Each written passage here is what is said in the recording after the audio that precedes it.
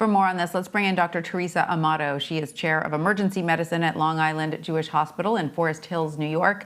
Dr. Amato, welcome. Thank you so much for being with us. I want to pick up where Omar left off. Many students are returning home for the Thanksgiving break. What advice do you have for families who are concerned about those students coming back, potentially carrying the virus? They may be asymptomatic. Is it realistic to have everyone with a college student get their child tested? So this is actually a personal issue for me as well as a professional issue. So I have a couple of kids coming home from college and law school, and we've talked at length about the safety measures, especially coming from out of state into New York. And we will be following the guidelines, making sure they're quarantining, decreasing social gatherings, making sure that they get tested, hopefully right before they leave, and then about 4 days after they return to New York. I recommend for everybody, this is a small Thanksgiving, my family included. The last thing we want to do is to start seeing this surge again in New York, like we've been seeing out in the rest of the country. So there's some concern about these students coming home, but I think if we follow the guidelines and we use some common sense, there is a chance that we won't have to see this blow up like we've seen it before. But doctor, you say some people are choosing to have their college student come back and quarantine at home. Do you mean that they're put in the basement for 14 days? What exactly does that quarantining look like? Yeah, so I think it really depends on your family situation.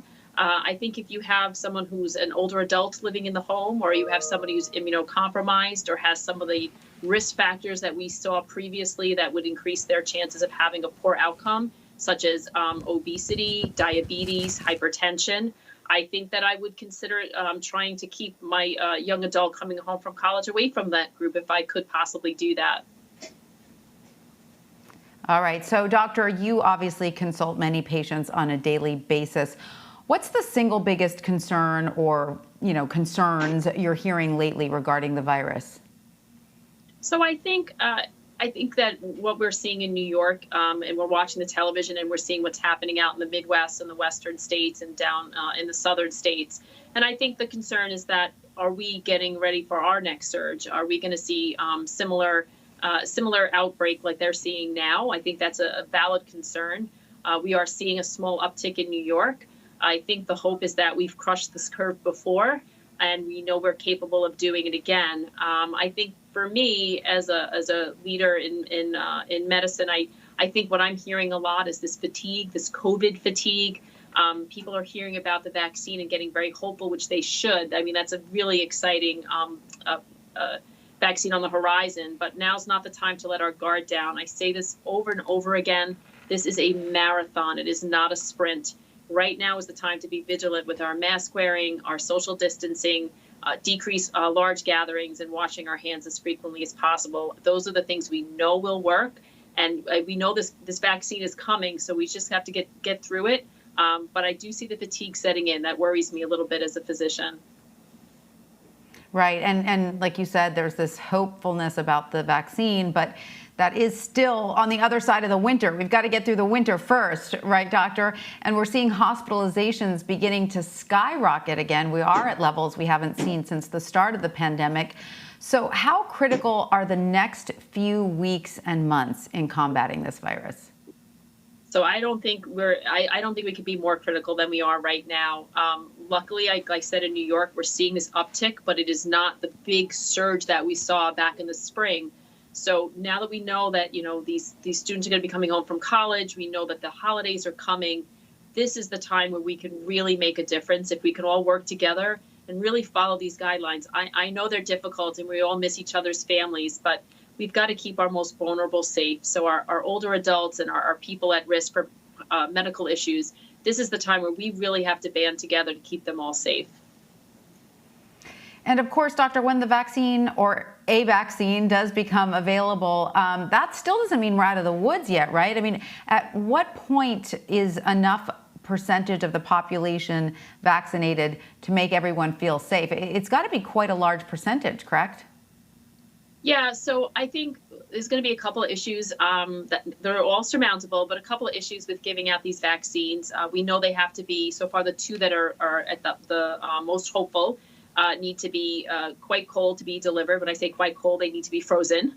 And so there's going to be some issues with how do we get them to a site, how do we store them, how do we thaw them, how do we give them out. Again, all things that we know we can get through, but it's going to be a challenge.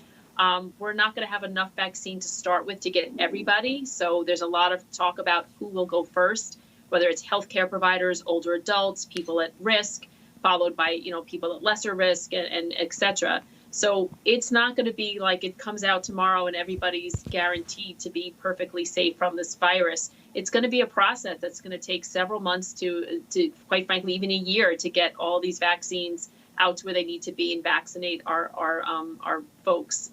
So it's not over yet. And what exactly is the tipping point? Like, what is the number? What percentage of the population needs to be vaccinated to sort of make the entire population safe?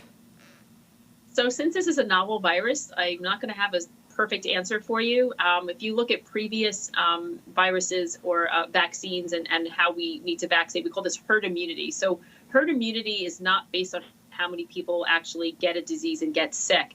It's the number of people that are immunized in your community that will provide enough herd immunity, meaning people will be less likely to get it because we've cut down the number of people who are transmitting it.